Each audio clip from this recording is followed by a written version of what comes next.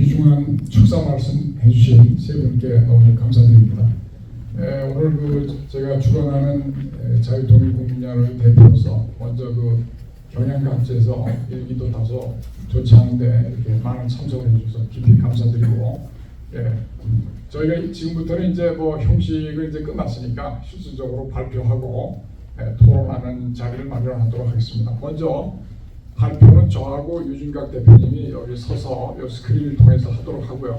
그 다음에 발표가 끝나면 발표자 두 분하고 토론자 네 분이 다 같이 앉아서 토론을 시작하고 질의응답을 하고, 또 마지막에는 플로어에서 자유롭게 또 의견 개진도 하시고 질의응답을 하는 순서로 하고, 오늘 시간이 그래도 상당히 여유롭게 지금 책정이 된 것 같습니다. 5시까지니까요. 발표를 제가 한 40분 정도, 그다음에 유 대표님이 한 30분, 40분 정도, 토론을 한 분이 한 10여 분씩 해도 시간은 충분할 것 같고, 마지막에 플로어에서 토론을 질의응답을 한 20분 정도 하면은 다 끝나겠습니다. 아니 저기 화장실 가시는 분들 문제가 있을 수 있으니까. 자유롭게 세미나 때 화장실 가시는 거 이동 자유롭습니다. 다시 한번 광고해 주세요. 네네네. 여성은 4층이면 남성은 3층. 여성은 4층인데 오늘 좀 사정이 안 돼서 또 2층도 있답니다. 네. 4층, 2층 이용하시고 남성들은 3층. 그래서 화장실은 문제가 없으니까 그렇게 차가 없으시기 바라고, 이제 편안하게 이제 내용 경청하시고 질의 내용을 생각하시고 나중에 발언해 주시면 감사하겠습니다. 기본적으로 여기 제가 그냥 PDF 파일로 했는데 다 책자에 있는 거니까 책자 순서로 할 테니까 뒤에서 잘 안 보시는 분은 책자를 보시면서 제 그냥 음성을 이렇게 들으시고 이해를 하시면 그게 좋을 것 같습니다. 아주 잘 보입니다. 잘 보입니까? 네, 다행입니다.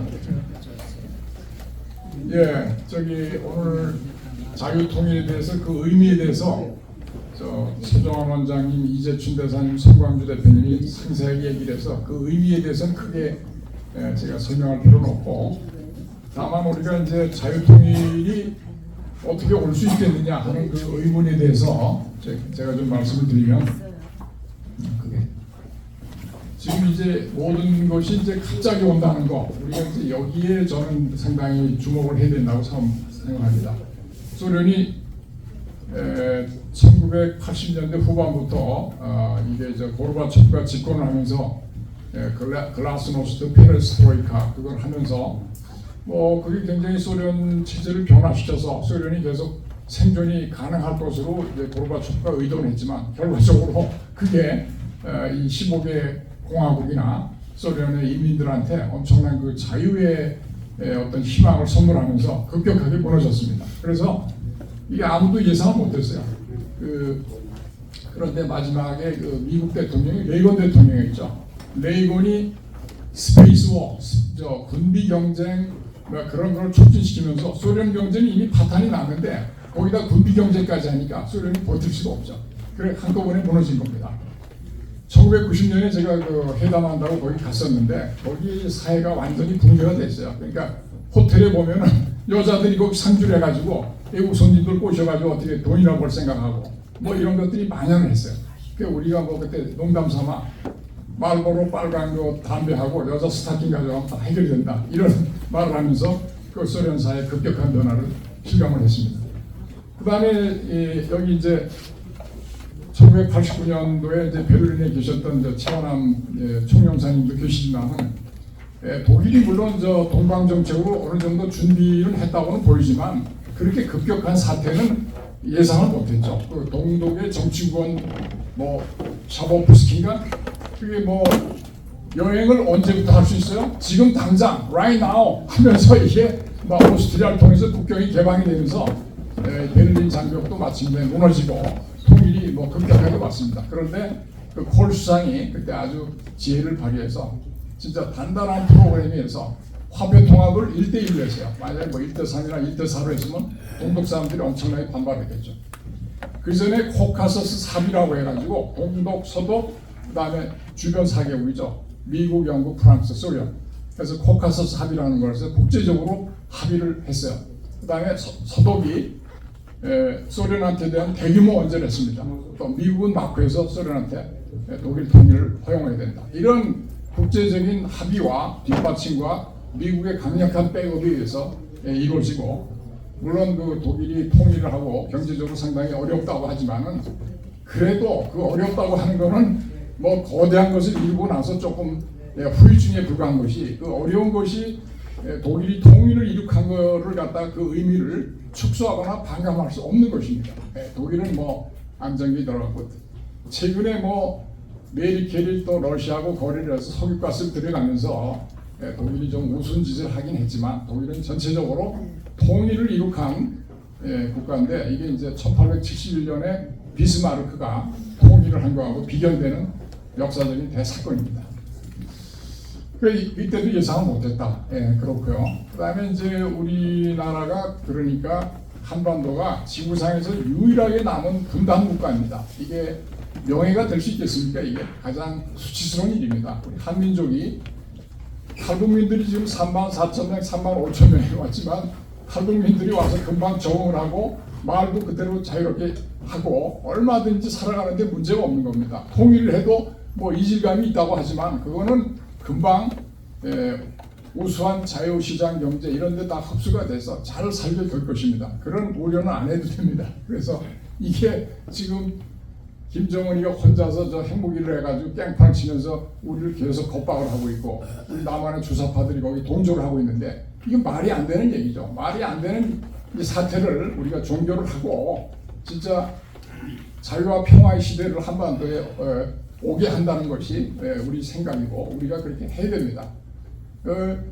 저희가 뭐 통일운동하는 시민단체를 하고 있지만, 당신 뭐 거기서 먹을 거 있어? 아무것도 없습니다. 통일에 대한 순수한 열정, 사명감, 이거 가지고 하는 거예요. 이게 아직도 우리 사회가 그 통일에 대한 생각이 조금 미진한 부분이 너무 많습니다. 당장 먹고 사는 거에 급급해가지고 진짜 그렇게 하고 있어요. 그러니까 그걸 하면 사회가 발전이 안 되죠.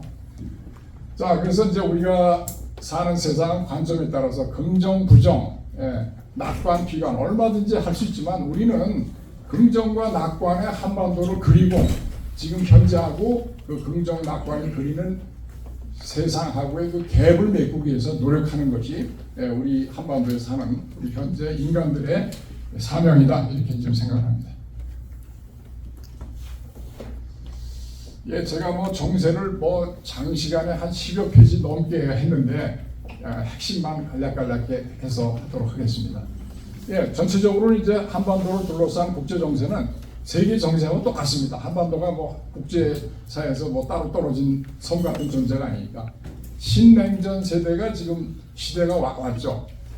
소련이 망해가지고 냉전이 종식이 됐다고 해서 다들 넋놓고, 뭐 유럽에서도 군비 축소도 하고 뭐 이런 시대가 막 2010년하고 좀 넘어까지 간 것 같습니다.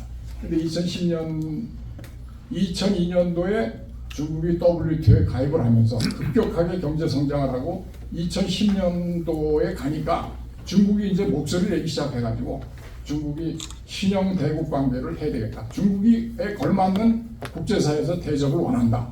이래가면서 이게 사실은 말이 신형 대국 관계이지, 1대1로나 여러 가지 초안전 이런 모든 수단과 방법을 통해서 중국이 옛날에 누렸던 천자의 지위를 다시 누리겠다는 게 지금 중국의 생각입니다. 그거를 너무 발톱을 빨리 드러내서 중국이 이제 급격하게 지금 몰락을 하고 있고, 서방 세계가 보니까 중국이 거의 뭐 선거 공작, 정치 공작을 통해서 매수를 하면서 잘못하면 공산주의에 다 먹히게 생겼거든요. 이 위기감이 조장되고, 또 시진핑이가 또 우스운 짓을 많이 했죠. 반간첩법이라는 걸 만들어서 외국 기업들을 전부 다 이렇게 관찰을 하고 감시를 하고 하니까 전부 다 투자를 갖다가 철수하고 있는 거예요. 그러니까 중국이 이제 홍콩은 벌써 금융의 허브로서 맛이 가고 있고, 이게 이제 동경으로 급격히 올라가고 있어요. 그래서 지금 쉽게 얘기하면 중국의 급격한 부상에 따라서 세계 질서가 이제 근본적으로 이 독재국가, 전체주의 독재국가대 지금 미일, 한국이 국제적으로 그렇게 보이는가는 이제 윤석열 정부가 이 자유와 이 법치, 인권을 내세우면서 국제 질서에 상당히 동화를 하면서 같이 됐지만, 전에는 뭐 굉장히 국제사회에서 갸우뚱하나 했을 겁니다.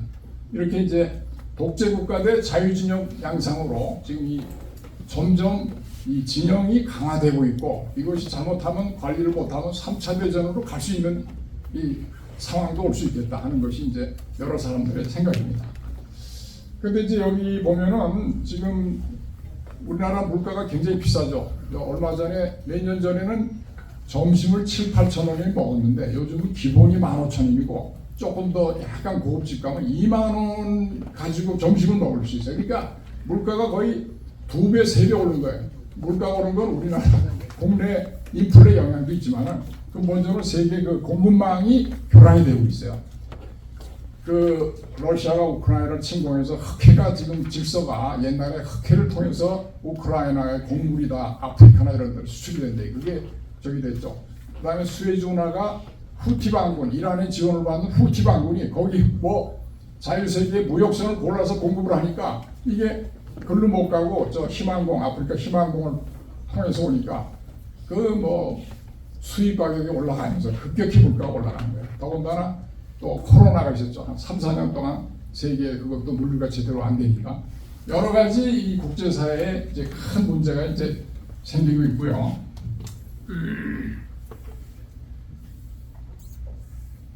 그런데 이제 분명히 우리나라 언론이 굉장히 이상하게 좌경화가 됐습니다. 그래서 우크라이나 전쟁을 보면 러시아가 뭐 금방 이기고 금방 다 우크라이나를 집어먹을 것처럼 얘기를 해요. 그건 진짜 잘못된 생각이고, 러시아가 백주의 주권 국가인 우크라이나를 침공한 전쟁입니다. 그게 물론 2014년에 했는데 그거를 제대로 격퇴했으면 오늘날 사태가 없는데, 이제 푸틴이 우크라이나부터 자국의 영토를 편입을 하고 그 다음에 인근 뭐 폴란드, 체코 이런 데로 계속 아마 확장을 할 거예요.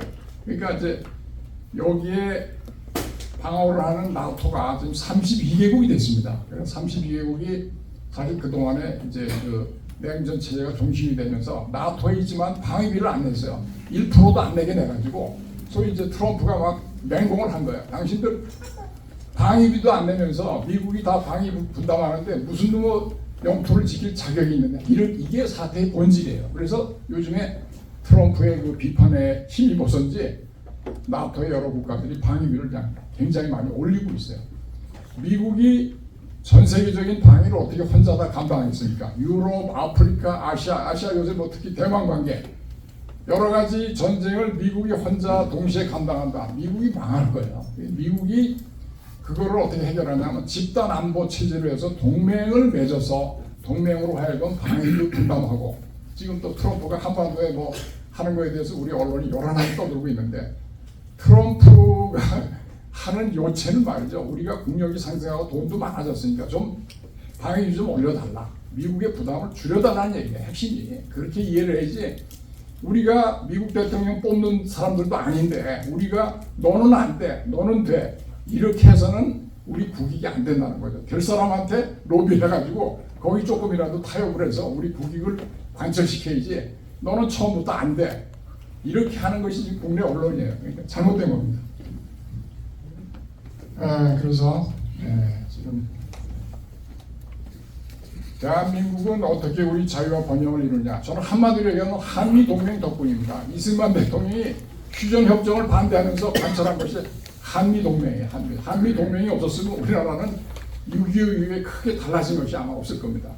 그게 한미동맹으로 주한미군이 주둔을 하면서 북한의 위협을 막아내면서 반공으로 하니까 여기에 외국인 투자가 되고 또 미국의 원조도 되고 하면서 자유와 번영을 이룩한 전쟁의 참화를 듣고 세계 유일무이한 국가입니다. 이게 한강의 기적이라는 게 딴 게 아니고, 이승만 박정희 대통령이 건국을 하고 산업화를 일으켜서 우리나라 근대화, 또 전두환 대통령 뭐 독재라고 하지만 어쨌든 그때 제일 가장 고도 성장기를 이뤘고 중화공업이 완성이 됐어요. 이때까지가 우리 대한민국이 상승기예요. 그다음에 그 이후에는 정치적으로 논란이 있습니다만 소위 민주화 세력이 들어와서 전부 이거를 뭐 이렇게 갉아먹는 그런 짓을 많이 했다고 저는 판단합니다. 뭐 이미 이재춘 대사님께서 캠프 데이비드 얘기를 했는데 이거 정말 대단한 사건이고, 한미일 정상이 한반도를 자유롭고 평화로운 통일에 합의했다고 하는 것은 경천 동지를 들고 이대로 밀고 가고 금년 3월 1일에 윤석열 대통령이 이걸 다시 한번 확인했습니다. 자유통일을. 이게 새로운 얘기는 아닙니다. 우리가 무슨 저 헌법, 대한민국 헌법을 읽어보면 여기 다 나와 있어요. 헌법 3, 4조에 우리가 자유민주적 기본 질서에 의한 한반도의 자유통일을 천명하고 있어요. 이게 지금 우리 단체가 하는 것도 이 헌법에 입각한 행동을 하고 있는 거예요. 뭐 우리가 무슨 다른 일을 합니까? 우리가 통일부의 사단법인 승인 낼 때도 기본적으로 헌법 3조 4조에 입각한 자유롭고 평화로운 통일 운동을 한다. 이렇게 해서 제출한 거예요. 거부할 이유가 없는데 사실 저 문 대통령 밑에는 자유라는 말을 꺼내면 이상했잖아요. 헌법에서 자유를 빼려고 했잖아요. 그건 안 되는 거죠. 자, 그런데 이제 지금 작금 해방 정국 시에 국내 이념 대결이 제한돼서 아주 좀 혼란스러운 지금 상황입니다. 그 다음에 이제 우리는 뭐 그럴수록 북한의 핵위협에 대비해서 억지력 확보와 즉시 대량 응집 보고 너희들이 우리를 핵무기로 치면 너희도 북한 체제도 멸망한다 이렇게 하는 것이 억제책이죠. 북한도 함부로 못하는 거예요. 김정은 일족이 죽는 길을 택할 것이냐 쉽지 않습니다. 북한이 핵을 가지고 있더라도 핵을 사용하기는 결코 쉽지 않다. 자, 미국은 뭐 우리 한반도의 자유통일을 실현하는 데서 최대의 주역이고 조력자고 또 미국이 6.25 때 미국을 중심으로 해서 16개국이 참전해서 우리 누울 안에 있던 대한민국을 구했기 때문에 역시 종결자, 해결자가 돼야 된다는 생각입니다. 자, 지금 뭐 아까 국제적인 연대를 얘기했는데 지금 이스라엘 하마스 전쟁, 러시아 우크라이나 전쟁이 완전히 지금 국제사회가 양분이 됐어요. 그러니까 아까 얘기한 중국, 러시아가 이제 앞장서고 있는데 중국이 뒤에서 다 무기죠, 다 하고 있어요. 그래서 지금 요번에 블링컨이 중국에 가서 너희들 그러면은 경제 안 좋아하고 협박을 하고 왔어요. 블링컨 장관. 왜냐하면 중국이 뭐 인구도 많고 아직도 뭐 독재 국가니까 쓸 자원이 많잖아요. 거기에다가 이란이 또 공산주의는 아니지만 이게 저 해교 근본주의가 돼서 국민을 갖다 완전히 발톱에 때만도 못하게 하는 그런 국가 아닙니까? 여자들은 히잡을 갖다 벗는다고 해서 공개 처형을 하고 그런 나라예요. 그래서 그런 나라 또 북한이 여기에 또 뭐 이란하고 그 핵무기 관련해서 그다음에 러시아하고는 탄약을 공급을 했는데 탄약이 한 50%는 불발이 돼가지고 뭐 러시아에서 돈을 못 받고 있다는 설도 있습니다만 어쨌든 그렇게 이제 그 독재 국가들이 서로 연합을 하면서 자기들 생존을 지금 모색하고 있는 거죠. 자, 미국은 여기에 대해서 이제 특히 중국에 대한 그 견제와 포위 전략인데 아시겠지만 인도 태평양 파트너십 최근에 그 중국이 함정을 동원해서 필리핀 앞바다를 위협하고 있어요. 스프레틀리 군도 앞에서 굉장히 군사 행동을 일으키면서 여기 이제 인도가 그 상당히 거리가 먼데도 여기에 즉각 상당히 지원을 하고 있어요. 여기 인도양을 통해서 말레카 해협을 통해서 남중국해를 향해서 대만, 한국, 일본으로 가잖아요. 이 석유가 주요. 여기가 막히면은 우리는 뭐 GDP가 격감하는 건 물론이고 나라가 절단이 나는 거죠. 그러니까 이건 사활의 항로고 미국이 이 함대를 동원해서 이걸 지켜주고 있는 거예요. 그러니까 미국이 이런 그 군사 인프라를 제공을 안 하면 우리는 살 수가 없는 거예요. 이런 인식이 분명히 돼야 되는데 주한미군 철수하는 사람들 도대체 무슨 생각을 하고 있는지 모르겠어요. 여기 많습니다. 그래서 뭐 저기 쿼드가 있고요, 오커스가 있고 오커스에 우리나라를 지금 들어오라고 지금 초청을 하고 있는 상태고 파이브 아이즈 이런 이제 정보기관 동맹체 또 한미일 삼국협력 가장 중요하죠 우리나라에는 주한미군이 28,000명, 이 뭐 4만 명에서 많이 줄었지만 주일 미군이 57,000명이에요. 근데 이제 주일 미군의 존재 이유는 유엔군사의 후방기지가 일본이 다 있습니다. 7개. 일본이 없으면 우리 한반도를 지킬 수 없어요. 유사시에는 전부 일본에서 병력과 군수물자가 다 지원이 됩니다. 일본은 우리나라 안보에 있어서 사활적인 존재. 그러니까 한일 협력이 엄청나게 중요합니다. 일본한테 뭐 죽창 들고 싸우자 이런 말을 하는 사람들은 도대체 무슨 생각을 하는지 제가 알 수가 없어요. 자, 미국이 아까 얘기했지만 천문학적인 방위를 지출하고 있죠. 심지어 지금 대만에 미국이 주둔 중에 있습니다. 사실상. 그러니까 대만을 막아야지 그걸 뚫리면 전부 이 남중국해가 전부 중국의 내가 되거든요. 그러니까 뭐 그러면 미국의 그 지도적이라는 게 금방 사라지게 됩니다. 자, 미국이 이제 방위비를 증액할 요구에 대해서는 우리가 현실적으로 우리 능력에 따라서 협상을 하면 됩니다. 자, 국내 정치는 또 미국 국내 정치를 잠깐 소개하면 아까 몇 분한테 얘기했지만 트럼프가 지금 91개 제목으로 기소가 돼 있고 뉴욕에서 일주일에 4번 재판을 받느냐고 선거 유세를 하러 다녀야 되는데 꽁꽁 묶여 있어요. 그래서 지금 트럼프가 하는가 뉴욕에서 짬짬이 내가지고 경찰관, 소방관 만나면서 지지세를 확정하는데 현재 여론조사는 지역에 따라 다르지만은 5% 10% 리드를 하고 있어서 지금은 트럼프의 그 분위기가 지배적입니다. 이게 현실입니다. 자, 일본을 뭐 우리나라가 어마어마하게 비호하고 일본을 그렇게 비호하는 나라는 한국밖에 없어요. 전 세계에서. 대개 일본은 어느 나라 가도 일본 사람들은 점잖고 신이 있고 성실하다고 해서 존경을 받고 있는 건데 우리나라 사람들은 35년간 당했다고 일본을 극혐을 하고 있는데 지금 미국, 일본이 태평양 전쟁에 어마어마하게 싸웠죠. 미국이 어마어마하게 많이 당했어요. 물론 미국이 원자탄으로 전쟁을 끝내긴 했지만 그런데 지금은 소위 미일 동맹을 아이언클레드라고 합니다. 아주 철처럼 강하게 얽혀있는 동맹이라는 게 그렇게 돼 있어요. 세계 국제 정세가 그런 것이지 우리나라가 일본한테 옛날 그 제국주의 시대에 식민지라는 게 다 있었는데 우리가 그걸 미워하는 건 아니지만 그 우리가 힘이 없어서 당했다는 것을 교훈으로 삼으면 되지 지금 일본으로 손잡고 방위도 하고 미래를 알아야지 이렇게 언제든지 발목이 잡혀 있으면 안 되겠다. 지금 최근에 그 미일 안보조약 개정 추진으로 일본의 역할이 굉장히 강화되고 있습니다. 왜냐하면 미국이 혼자 못 막으니까 당장 그 센카쿠열도 뭐 여러 가지 그 일본 방위를 일본한테 더 역할을 시켜서 일본이 파병하고 공격할 수 있는 역할까지 주고 일본은 이제 방위 면에서 보통 국가의 길을 가게 됐습니다. 저는 일본이 한반도 유사시에 통일에 긍정적 역할을 할 것을 기대를 하고요. 또 한반도 통일돼서 북방의 중국과 러시아를 통일 대한민국이 잘 방어해 준다면 일본에 있어서 굉장히 고마운 일이다. 네, 저는 그렇게 생각하고 있습니다. 나토 얘기를 왜 썼느냐? 최근에 우리 윤석열 대통령이 나토도 방문하고 왔다 갔다 하면서 굉장히 내부적으로 긴밀하게 협력을 하고 있어요. 지금은 세계가 나토는 유럽보고 뭐 우리 태평양은 인도 태평양이 이렇게 분리되어 있지 않습니다. 전부 가치라는 그 이념을 토대로 해서 가치 동맹이 돼가지고 미국, 아시아 태평양의 자유진영 국가, 유럽의 자유진영 국가 이렇게 지금 뭉쳐 있습니다. 그러니까 나토하고 우리하고 협력하는 게 필요하고 나토의 많은 국가들이 우리나라 6.25 때 참전했었잖아요. 그러니까 우리의 준 동맹이라고 해도 과언이 아니라고요. 나토가.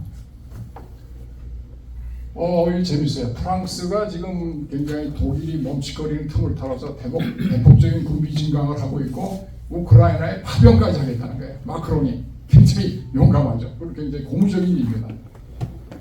사실 그 우크라이나 역사는 러시아의 남진의 역사하고 비례합니다. 1800년대 100년 동안에 소위 그레이트 워라고 해서 러시아의 남진을 영국이 저지 않느냐고 이란, 아프가니스탄 또 대한민국의 러시아가 남한다고 해서 영국이 거문도를 2년 동안 점령한 적이 있잖아요. 이게 지금 러시아가 발톱을 세우면서 다시 한번 지금 남하 정책을 취하고 있는 거예요. 거기에 대해서 서방이 또 연합을 해서 지금 대항을 하고 있는 거예요. 나토하고는 지금 사이버 방위센터 정회원에 가입하고 있죠. 지금 주한미군과 협동하는 유엔 사령부의 몇몇 국가들이 나토 소속이라는 점에서 대한민국과 나토는 군사협력의 영역이 확장되고 있습니다. 자, 이제 북한 제일 중요한 손광주 대표님께서 말씀하셨지만 북한은 자 의아스럽게 선대가 김일성, 김정일이가 다 추구했던 통일을 포기를 했어요. 통일을 포기하고 뭐 김일성, 김정일을 뭐죠? 2월 4일로 또 명절 있죠. 김일성, 김정일에 관련된 뭐 2월 26일 잘 암기 못해요. 이런 걸 다 지워버리고 이제 김정은이가 홀로 우뚝 서서 선대들은 깔아뭉개고 자기가 이제 수령이라는 반열에 진정으로 오르겠다는 거예요. 근데 북한 사람들이 저기는 김일성, 김정일은 받아들였는데 또 김정은은 할 수 없이 지금 또 정치를 겨우는데 김주애를 내세우고 있잖아. 김주애 11살짜리 김주애. 김주애를 무슨 공군 장성들 무슨 장성들 하는 파티 나가고 미사일 쏘는데 거기 데리고 가고 어린애를 말이죠. 북한 사람들이 도저히 얘는 이건 안 돼, 더 이상은 안 되겠다 하는 게 지금 정서입니다. 자, 여기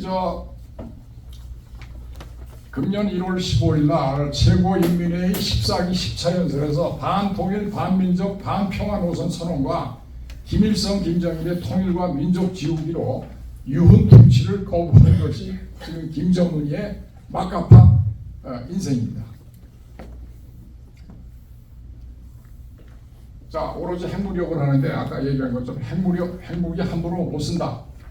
그 다음에 북한의 재래식 군사력은 형편없습니다. 지금 기름이 없어서 공군기들이 훈련도 못하고 저기 동영상 보면은 여군들하고 남자 군인들하고 서로 어울려서도 하면서 여군들은 주로 뭐 산에 가서 땔감 끌고 오고 질질 끌고 오고 말이죠. 이게 군대도 아니에요. 거의 뭐 자기들 먹는 거. 북한이 여군이 7년, 남자군이 10년인데 좀 줄긴 했지만 그렇게 오래 복무를 하는데 뭘 먹고 살아요? 자체 조달하는 건데 비참한 거예요. 한마디로 북한은 조선 봉건 체제하고 공산주의가 결합한 특이한 전체주의 국가인데 사이비 종교의 교주라고 봐야죠. 사이비 종교의 교주. 이게 스스로 종교를 만들어서 스스로 신격화해서 주민들의 복종을 강요하고 있습니다. 근데 중요한 건 이제 90년대 중부에 국가 배급 체제가 풍부해가지고 지금 평양에 간부들도 배급이 안 되는 거야. 아주 핵심 계층 말고는 그 알아서 살아야 되는데 알아서 살아야 되는 길은 장마당밖에 없어요. 근데 장마당이 또 국경 폐쇄가 돼서 상당히 어려움이 처했는데 장마당을 통해서 아줌마들이 거기 하면서 돈을 벌어가지고 신분이 상승했어요. 북한 인권이 아줌마들이 신분이 상승해서 남편도 와이프 눈치를 보게 되고 당간부들도 거기 장마당에서 돈주 전주라고 하는 여성들에 가서 돈 뜯어내고 이런 상황이 됐죠. 그러니까 장마당이 또 자본주의를 경험하는데요. 그러니까 북한이 전에는 지역마다 물가 수준이 다 틀렸는데 장마당으로 해서 정보가 이게 유통이 되니까 물가가 상당히 이렇게 비슷해졌다는 거고 어쨌든 서민층은 이 장마당으로 살아가고 있는데 지금 뭐 어렵지만은 그렇고 지금 아시겠지만 고위층은 극도로 부패고 김정은이는 장인무대한 숙청등 공포 통치를 하고 있고 지금 뭐 더욱 어려워지고 있어요. 지금 국경을 폐쇄를 해가지고 탈북과 주민들의 동요를 완전 차단. 이제 준 대사님 했지만 여기 반동문화 사상 배려법, 평양 어문화법, 자기 뭐 오빠 이런 거 안 된다는 거예요. 그거 쓰면 주는 거예요. 거기서 우리 남한에 USB가 들어서 드라마 한두 번씩 다 봤어요. 다 보는 거예요. 젊은 세대들은 안 볼 수가 없어요. 그래서 이게 김정은 세습 독재에 무너지는 건 외부에서 한류가 특히 들어가면서 우리 한국이 얼마나 잘 살고 뭐 이런 거를 그 뭐죠? 사랑의 불시착 그런 거 아마 보면서 엄청나게 영향을 받았을 겁니다.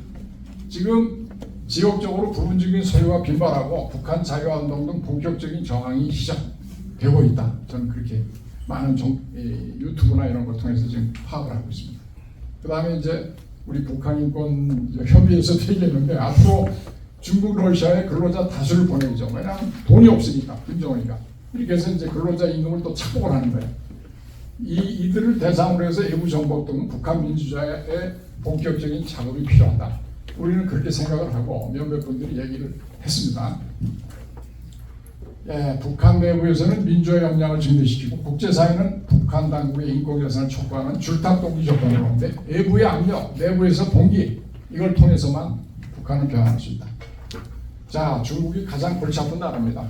중국이 뭐 지금 우선 뭐 카나다, 호주 여러 나라에서 중국이 선거에 개입했다는 증거들이 너무 많이 있어요.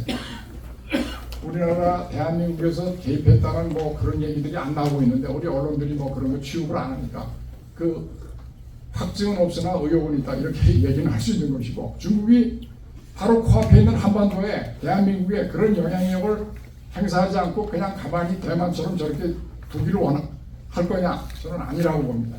어떤 수단과 방법을 써서라도 영향을 미친다 이렇게 보고 있습니다. 우리나라에 재미난 게 있죠. 중국은 역사적으로 우리나라를 뭐 590몇 회를 침공을 했대요. 대소 합치면. 일본은 뭐 침략한 게 임진왜란 뭐 우리 한일 합병해서 한 건데 중국에 대해서는 이상하게 우리나라 사람들이 뭐 비난을 안 해요. 왜 그런지 모르겠어요. 중국에 대한 사대주의 사상이 뿌리 깊어요. 아직도 그래요. 현대 대한민국에. 일본은 극혐하면서 중국은 뭐 왜 그러는지. 중국이 가장 문제죠 지금 우리나라에. 중국은 대한민국 10대 경제 대국인데도 아직도 중국은 우리나라를 자기들의 속국으로 취급하고 있잖아요. 시진핑이가 트럼프 만났을 때 저기는 우리 속국이야. 거의 속국이어서라고 했는데 지금도 속국이라는 얘기하고 같잖아요. 지금 그렇게 우리를 모독하고 무시하고 있는 나라가 중국입니다. 저는 중국이라는 나라에 대해서 상당히 이 중국 사람들의 정신적인 이 문제, 왜냐하면 도덕성이 전혀 없는 이 민족성, 이것을 지적을 하고자 하는데, 사실 중국이 1840년대부터 아편전쟁에서 서구에 아주 뭉개졌거든요. 그 이후로부터 중국이 모든 인권도 뺏기고 서강에 의해서, 일본에 의해서 굴욕을 당했죠. 근데 이제 1949년에 모택동이가 장개석하고 전투를 해서 내전에서 승리를 해가지고 공산당 정권을 잡았는데, 이후에는 거의 뭐 주계장막이라고 해서 예부하고 차단을 하면서 사실 1840년부터 등소평이 나타나기 1980년대까지 중국은 거의 굴욕과 혼돈과 이런 세월을 지낸 거예요. 이 역사에서 배우질 못하고 등소평이가 개혁개방을 해서 성공을 많이 했죠. 한 30-40년 동안 중국이 눈부시게 발전했는데 등소평이가 도광량에 했잖아요. 도광량이 아시죠? 도광량. 참고 기다려야 때를 기다려라. 그런데 이제 시진핑이 이걸 어기고 말이죠. 1949년이 중국의 건국의 이제 100주년이 되는 해 세계 최강국으로 우뚝 서서 미국까지 발 아래 꿇게 하겠다. 이게 지금 중국의 목표인데 진짜 웃기는 얘기입니다. 그래서 이 중국 사람들은 도대체 역사에 대해서 자기들이 굴욕당한 그거를 어떻게 자기들이 극복하고 다시 일어날 수 있는 그런 지혜로 생각을 안 하고 지금 전부 주변 국가, 세계 자유국가의 간첩 행위 전부 이걸 통해서 공산주의 사상을 하면서 팔을 비틀면서 이거를 전랑외교로 하고 있죠. 전랑외교, 올프 워리어 디플로마시. 늑대같이 공갈치고 협박하고 하면서 상대방을 굴복시킨다는데 이게 중국 스타일이에요. 중국이 우리나라는 그래도 500년, 1000년 왕조가 있었는데 중국은 워낙 내부가 불안해서 200년, 300년이 안 갔어요. 중국 왕조의 역사는 말이죠. 그래서 중국의 이 특성, 이걸 우리가 잘 알아야 된다. 중국은 결코 옆에 있는 나라들을 도와주는 나라가 결코 아니다. 우리는 중국한테 크면 클수록 당하게 돼 있어요. 중국의 약화가 우리 민족의 부흥과 우리 한반도의 번영을 보장하는 겁니다. 사실은. 진실이에요, 이거는. 예, 다 얘기했습니다. 예, 아직도 10대 경제대국인 주권국가 대한민국을 속국 취급하고 있잖아요. 근데 저는 뭐 시진핑에 대해서 땡큐하고 있습니다. 사실 시진핑이 독재체제로 가면서 중국 체제가 급격히 경제나 무너지고 있거든요. 현명한 지도자들이 계속 나면 우리는 중국에 먹힐 수밖에 없어요. 진짜 너무 강대하기 때문에. 그 지금 뭐 아시겠지만 너무나 실정을 많이 하고 있잖아요. 코로나 때 제로 코로나를 해서 상해 북경을 도시 하나로 완전히 감금을 시켜버렸어요. 여기 뭐 사람들이 죽겠다고 정언을 하고 그 이후에 이게 경제가 다시 살아나질 않고 지금 중국 부동산 시장이 심각합니다. 중국의 그 미분양된 아파트가 얼마 정도 있다고 생각하세요? 1억 채가 있답니다. 1억 채가 있어서 중국은 아파트를 전부 내부에 완공을 하지 않아요. 골조만 져가지고 들어가서 사는 사람들이 그 인테리어가 하는데 이게 뭐 몇 억씩 든다는데 이런 것들은 아예 방치를 해가지고 완전히 썩어가지고 건물이 무너져내리고 지금 이러고 있어요. 그러니까 거기에 들어간 돈이 어마어마한 거죠. 은행하고 부동산 회사하고 뭐 지방정부하고 돈을 천문학적으로 쏟아부어서 그거를 해소할 길이 없잖아요. 이게 전체적으로 하고 있고 중국이 요새 수출이 반짝해서 좋아진다는데 이게 뭐냐면 중국이 살 길이 없으니까 너무나 이 원가도 안 되는 걸 갖다 팔아먹고 있어요. 저가 수출, 출혈 수출하고 있는데 이러면 중국도 망합니다. 이게 뭐 어떻게 해도 될 게 없어요. 요즘 뭐죠? 우리나라에 들어오는 게 알리익스프레스, 테무 이게 뭐 4분의 1, 5분의 1 가격은 막 하니까 국내 사람들이 정신없이 거래를 하는데 이거 진짜 정신 차려야 됩니다. 우리가 중국 그래서 도와준다고 우리한테 좋은 게 하나도 없습니다. 중국을 도와주면 우리한테 역공 당하는 거예요. 자, 우리가 이제 중국이 대만을 쳤을 경우에 대만 해역이 봉쇄되면은 하루에 4,452억 원의 경제적 손실, GDP가 4분의 1 감소 예상된다. 이거 뭐 엄연한 현실입니다. 지금 특히 이제 중국이 남중국해에서 그 남중국해 90%를 자기 자국 영해로 선포를 했죠. 그래서 이제 서방이 인정하지 못한다고 하는데 계속해서 필리핀을 압박하면서 막 그냥 힘으로 지금 밀어붙이고 있어요. 중국의 약점이 많습니다. 신장, 위구르, 뭐 티벳 이런 데 소수민족이 있는데 어마어마한 탄압을 하고 있어요. 위구르 같은 데 한 200만을 저 감옥 속에다 잡아놓고 신장 장기 적출 갖다 불법적으로 해서 막 수출하고 말이죠. 근데 이제 중국 국경이 4,700km예요. 인접 국가가 14개국이니까 중국이 이건 사실 방어하기도 쉽지 않습니다. 캄보디아, 라오스, 미얀마의 나머지 국가들은 저 동남아시아에서 다 반중하고 있고요. 또 중앙아시아의 이 나라들도 결코 친중이 아닙니다. 제가 듣기에는 뭐 우즈베키스탄에 여기 미군 기지까지 있습니다. 여기. 그러니까 다 지금 포위를 하고 있는 그런 상황이고. 마지막으로 러시아. 이제 푸틴이 이제 다시 재선이 돼가지고 또 뭐 앞으로 10년 임기를 또 하나요? 푸틴이 나이가 뭐 한 50년생 정도 되는데 유도를 해서 그런지 엄청나는데 내부적으로 뭐 저기 많이 앓고 있다고 하더라고요. 자, 우크라이나 침략은 현대의 이 주권 국가에 대한 엄연한 도전이고 완전히 유린입니다. 주권 국가를 유린해. 뭐 우크라이나는 내부가 부패했다 어쩌다 그런 얘기는 있지만 그거는 중요한 게 아니고요. 주권 국가를 백주에 얼마든지 먹고 옛날 러시아, 소련의 제국의 그 위대함을 소련 국민들한테 보여서 푸틴은 그대로 그 타격당한 얘기 아닙니까?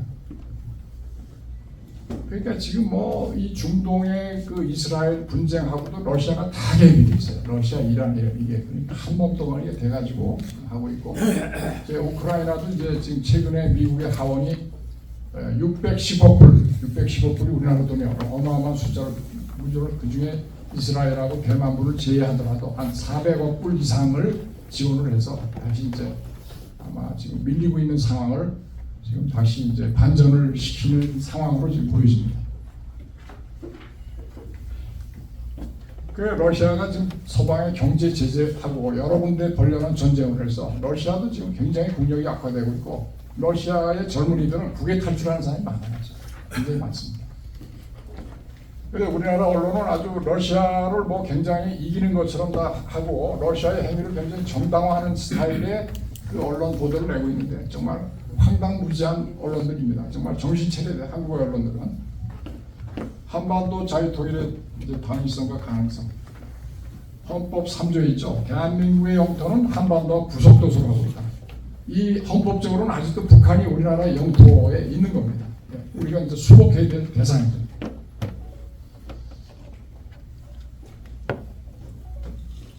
자, 우리나라가 한반도의 그 고조선 이래도 우리 민족의 동질성을 유지하고 있고 그것은 탈북민들이 여기 와서 사는 사람들의 그 양태를 보면 확연하게 우리 동질성을 하고 있고 그분들은 여기 와서 금방 동화가 돼서 여기에 자본주의도 쉽게 적응을 하고 물론 안 그런 사람도 있지만 대부분은 미국 유학도 가고 지금 얼마 전 통일교육원에 고용한 제1호 교관이 통일교육원장에 임명이 됐습니다. 그 다음에 태영호 의원은 국회의원이 돼서 이번에 안타깝게 프로그레스 떨어지긴 했지만 북한에 탈북한 분들이 대한민국의 최정상급에 올라갈 수 있는 거예요.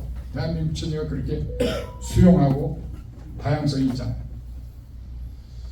자, 이거 뭐 북한에 대해서는 더 이상 길게 설명 않겠습니다. 지금 뭐 한계에 이르렀죠. 그래서 저는 이게 뭐 너무 경제적으로 얘기하면 안 되겠지만 남한의 자본과 기술, 북한의 자원과 인력이 결합해서 또 인구 문제가 우리나라가 2019년 이래 완전히 인구 절벽이 돼서 급감하고 있어요. 이게 지금 어제 우리 어머니 생신이 돼서 우리 친척들 만나서 얘기하는 게 뭐 인천, 안산 이런 데 사는 데는 전부 애국 사람들이 다 와 있어요. 러시아 사람들, 우즈베키스탄 사람들, 고려인, 뭐 탈북민. 지금은 잘못하면 우리 대한민국 한민족의 정체성을 급격히 잃어버리는 시기가 지금 오고 있는 것 같아요. 이게 정신 안 차리면 우리가 오히려 소수민족이 되지 않을까 하는 우려도 있어요.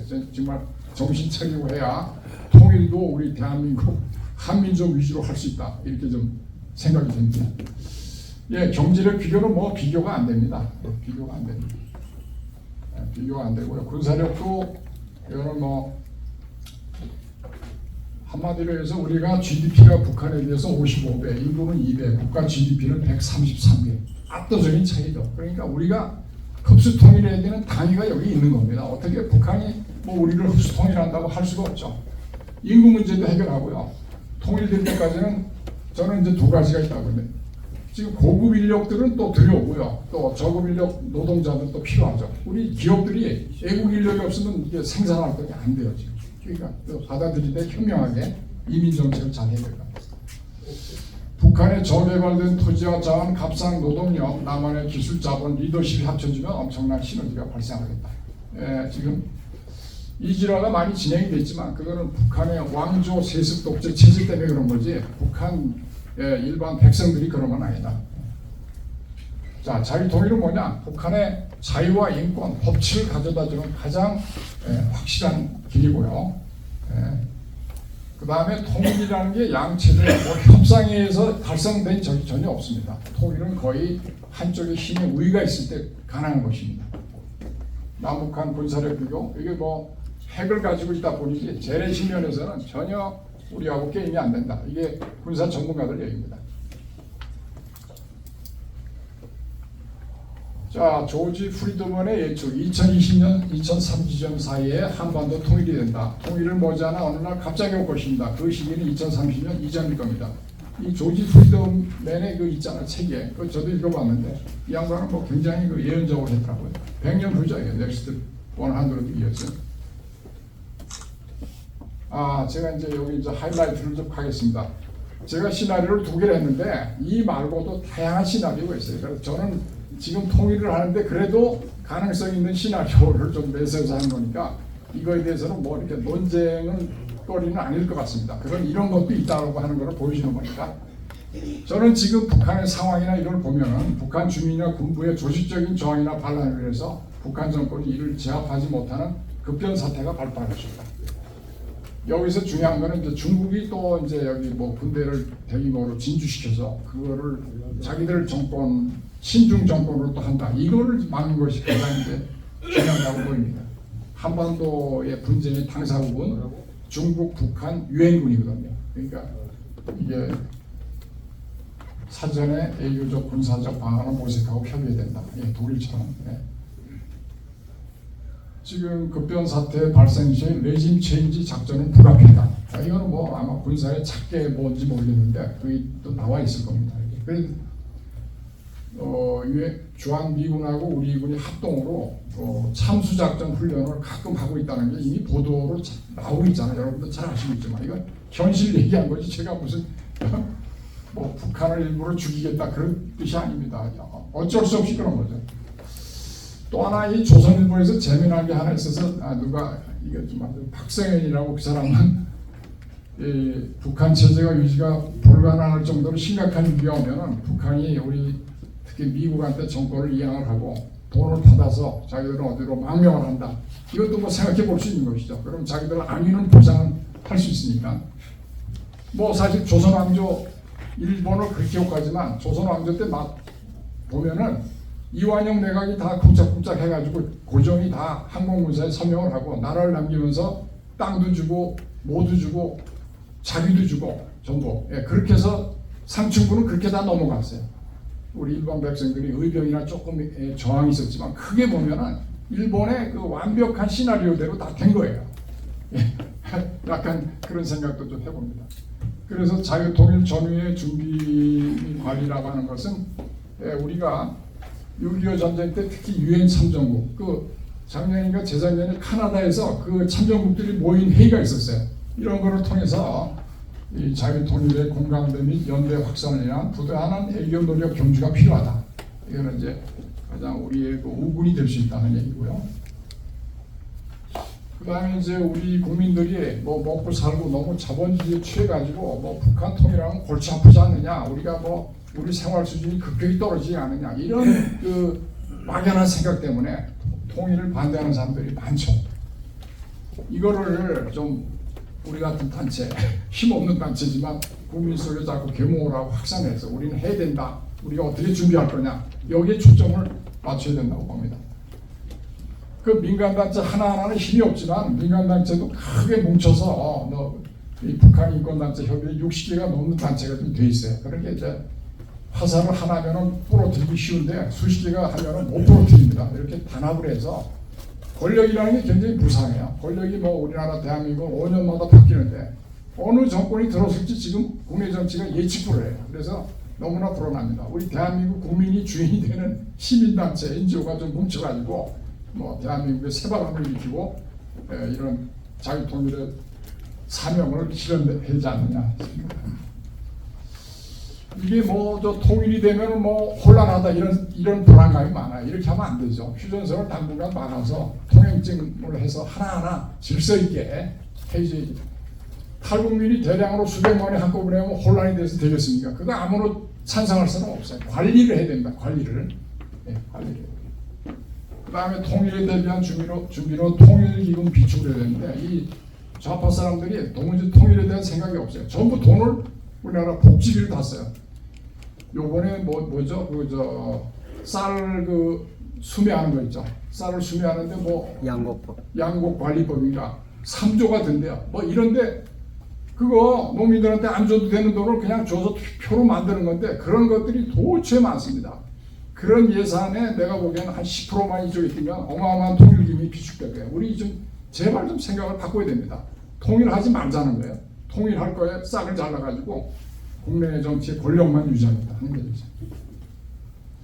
북한의 경제개발은 사실은 뭐 전부 국유화이기 때문에 땅이 그리고 뭐 사유화해서 우리가 보상을 할 게 크게 없습니다. 전부 이거를 우리가 아주 계획적인 관리를 해서 체계적인 개발을 해야 되고 일부 뭐 실향민 중에 문서가 남아있다. 뭐 보상 액수 얼마 안 될 겁니다. 그런 건 해주고요. 그 다음에 이제 뭐 기업들한테 투자를 하면서 거기에 이제 응분의 보상도 하고 이런 식으로 굉장히 우리는 자유시장 경제 자본주의가 있으니까 그걸 가지고 트럼프가 저기 싱가포르 회담 전에 북한한테 아마 사전에 제시한 게 있어요. 그 동영상을 만들었는데 핵무기 포기하고 내려놓으면 미국이 북한에 대규모 투자해서 낙원처럼 만들어주겠다 하는 그 비전을 제시한 적이 있어요. 그래가지고 이제 싱가포르 회담이 출발을 해서 마치 우리는 뭐 북한이 핵무기를 내려놓을 것처럼 환상을 가졌는데 결국 환상에 불과한 거죠. 북한은 절대 핵무기 포기 안 합니다. 하면은 죽으니까. 하노이 때 트럼프하고 김정은이가 만났는데 김정은이가 영변 이거는 우리가 하겠다고 하니까 참모들이 영변도 있고 여기도 있고 저기도 있고 하니까 트럼프가 김정은이가 가봐. 김정은이가 66시간인데 70시간 기차 타고 완전히 개똥이 돼가지고 가가지고 김영철이가 3일을 거기 문 앞에 꿇어앉아서 반성했다고 하는 얘기가 들립니다. 정확한 사실인지 모르겠으나 그럴 거예요. 그럴 수 있다는 거죠. 자, 우리는 그래서 그런 북한의 체계적인 개발과 우리 주도를 해야죠. 결국 자유시장 경제 하자는 거 아닙니까? 자유민주주의 자유시장 경제니까 우리 요원들을 사전에 양성을 해가지고 되면은 관리를 해서 파견해서 하나하나 그걸 변화시켜야 될 것 같아요. 또 통일 초기에는 우리가 이제 굉장히 크게 돼가지고 주변에 유혹을 해야 되는데 빨리 진행하겠습니다. 북방경제권은 이게 아직은 구상에 불과한 거지만 우리가 이제 중요한 거는 만주, 연해주, 몽고가 우리하고 역사적으로 굉장히 깊이 관련이 있거나 만주, 연해주는 우리의 고토라는 점에서 여기 저 우수리교에서 온 김인문 선교사님 있어요. 잠깐 일어나.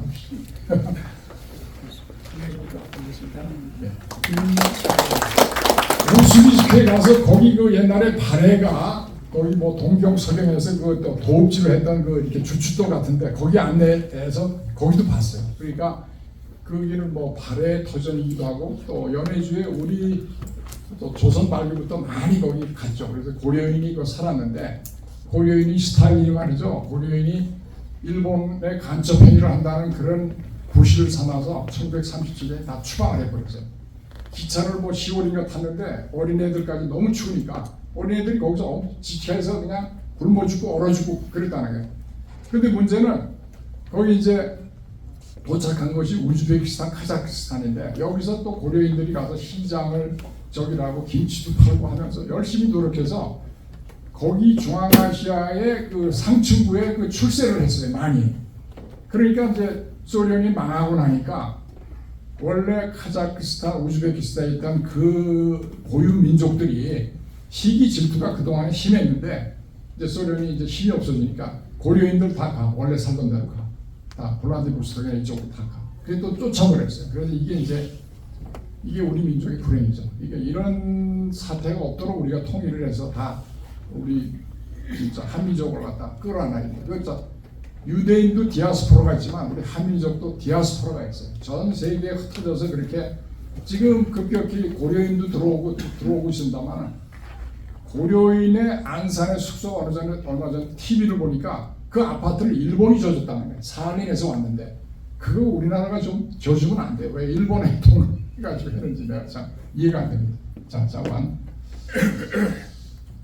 그 이제 우리가 전 세계 경제가 보면은 뭐 이 공업 제품이나 IT 제품은 다 좋은데 우리는 그런 거에 강하지만 결국은 가장 인간이 그 베이직한 거는 뭐냐면 물하고 자원하고 이 농사예요, 농사. 이것이 이제 확보되는데 특히 저는 이제 우리 북방 경제권이 되면 이런 것들이 확보가 돼서 우리가 먹을 거, 마실 물, 자원 이게 없어야 됩니다.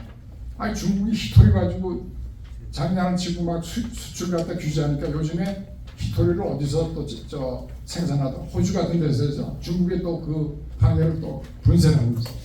그러니까 자원, 물, 농업 생산이 중요합니다. 그게 이제 북방 경제권이 그 면에서 여러 가지 이제 역할을 하기로 바라고 있습니다. 만주야 뭐 어마어마하게 지금 만주의 인구가 9천만 명 이상이래요. 만주.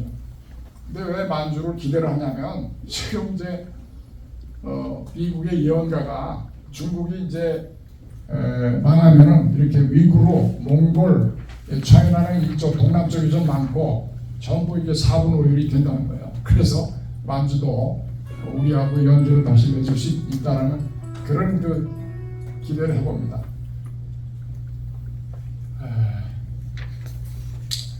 요 간도 협약 아시죠? 간도 협약 우리가 간도고에 우리 조선 사람들이 많이 가가지고 거의 뭐 우리 영토화되다 시작했는데 일본하고 중국하고 일본이 만주철도, 남만주 철도를 부설하는 대가로 우리 간도를 전부 중국 땅으로 인정한다 이렇게 해가지고 뭐 굉장히 그 타격을 많이 입고 지금 간도라는 것은 아직은 뭐 법적으로 확실히 뭐가 돼 있는 게 없습니다. 이 간도 협약이라는 게 뭐 일제 치하에서 만들어졌기 때문에 조약상은 무효거든요, 무효. 그러니까 간도 협약을 인정할 이유가 없습니다. 연해주는 러시아 극동에 위치한 러시아의 경경주로 프리모르스크라고 하는데 바다와 접해 있다는 뜻입니다. 이게 면적이 17만 평방킬로, 인구가 200만 정도밖에 안 되니까 어마어마하게 넓은 땅에 사람은 적습니다. 여기 뭐 농업 생산을 하기 위해서 거기 뭐 투자도 하고 많이 왔다 갔다 하는 중인데 먼저 자세한 건 두 번째 우리 유진각 고문께서 발표를 하도록 하겠습니다.